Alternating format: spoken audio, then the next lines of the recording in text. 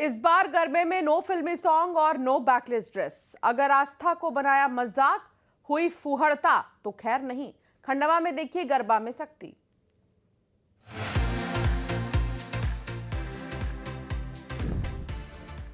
आस्था का रंग कोई न डाले भंग। आस्था का उड़ाया मजाक तो होगा एक्शन।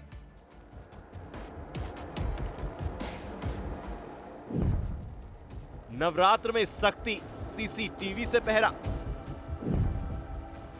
गरबा में no filmy song, no backless dress. Garba में भाईजान की नो एंट्री। डांडिया रास की धूम है, गरबा की प्रैक्टिस की जा रही है, लेकिन किसी ने इस बार आस्था का मजाक उड़ाया तो उसकी खैर नहीं।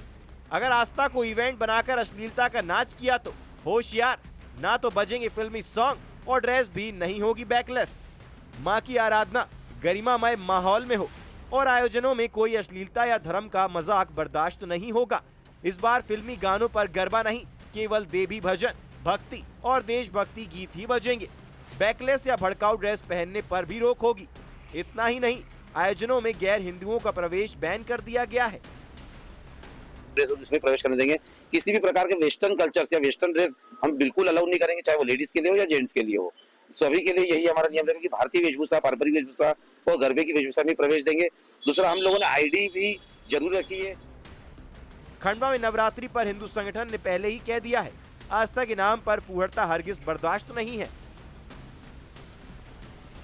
तो गरबा में जो इवेंट के नाम पे एक बड़ा आयोजन किया जा रहा है, उसमें हमारा ये कहना है कि महिलाओं के अलग गरबा हो, पुरुषों के अलग गरबा हो, फिर आप गरबा करें, हमको कोई समस्या नहीं। परिधान के लिए तो आप सभी को ज्ञात है कि जो भारतीय संस्कृति के अनुरूप जो परिधान है, जो गरबा का विषय है, हम सिर्फ उसी के सपोर्टर हैं।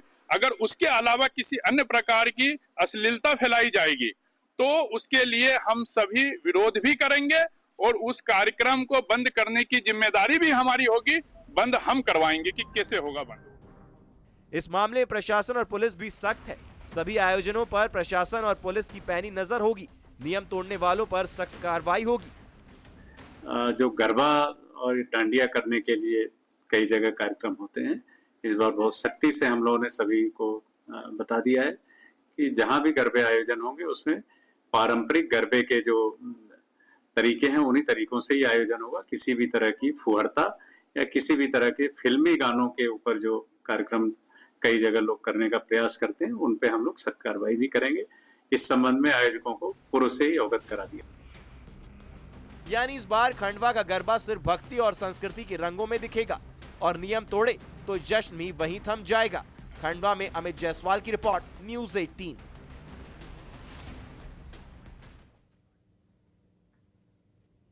और अब बात इंदौर की होगी, जहां गरबा पर पूर्व मंत्री उषा ठाकुर ने नसीहत दी है। फुहड़ गानों और छोटे कपड़े और टैटू को लेकर नसीहत दी। गरबे में बेटियां शक्ति की साधक उपासक बने, गहने, वेशभूषा और टैटू तक सीमित ना रहे बेटियां। कपड़े ऐसे हों जिससे सात्विक भाव उत्पन्न हो। गरबे में पहने जा रहे कपड़ों का ध्यान दें परिजन। ये जरूर देखें कि क्या पहन रहे हैं उनके घर में घर के सदस्य जब वो गरबा में जा रही हैं।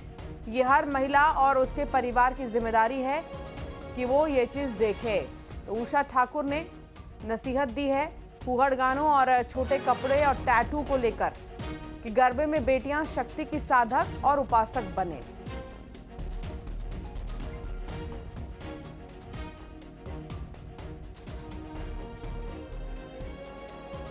तो उषा ठाकुर ने कहा है कि परिवार वाले खासतौर पर इसकी जिम्मेदारी लें।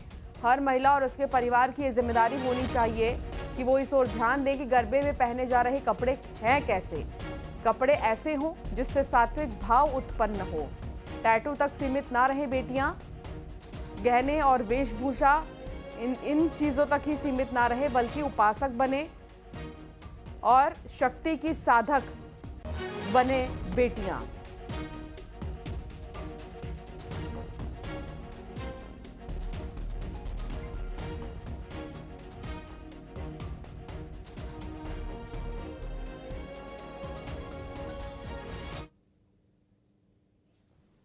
नवरात्रि के पावन पर्व को विद्रुप किया। उस स्वरूप का बदला जाना नितांत आवश्यक है।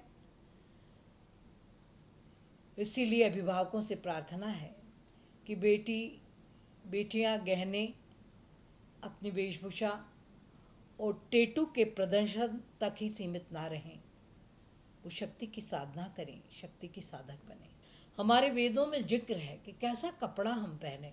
हम सार्वजनिक स्थान पर जाए तो हमारी वेशभूषा से, हमारे सज-धज से सामने वाले के मन में सात्विक भाव का निर्माण होना चाहिए। ये जिम्मेदारी उस महिला की है जो ड्रेसअप करके अपने घर से जा रही है। ये उसके पिता, उसके माता, उसके भाई की है कि आपकी बेटी किस प्रकार की वेशभूषा पहन के समाज में जा रही है। मिथिलेश संवाददाता हमारे साथ जुड़ गए हैं। मिथिलेश, उषा ठाकुर ने नसीहत दी है कि गरबा में ऐसे जाइए जिससे लगे कि शक्ति की उपासना की जा रही है, ना कि जो बेटियां हैं घर की, जो महिलाएं हैं, वो सिर्फ और सिर्फ टैटू तक, गहनों तक, यहाँ तक सीमित रह जाएं।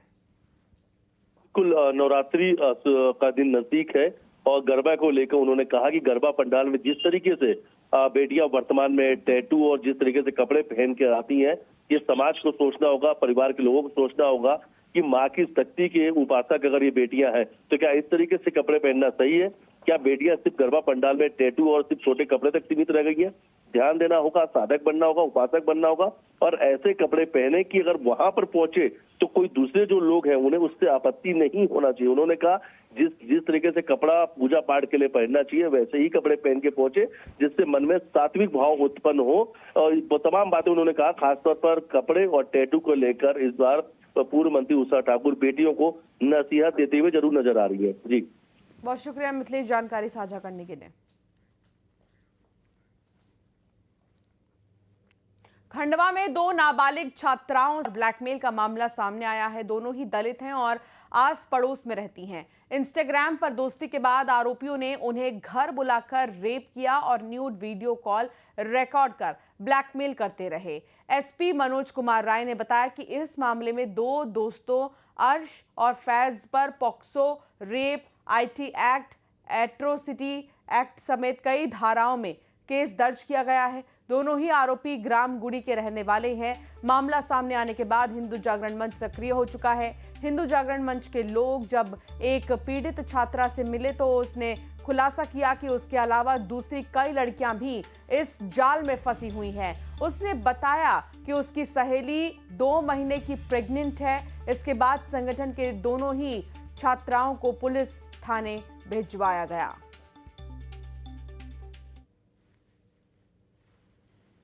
मुस्लिम युवक ने एक वीडियो वायरल किया था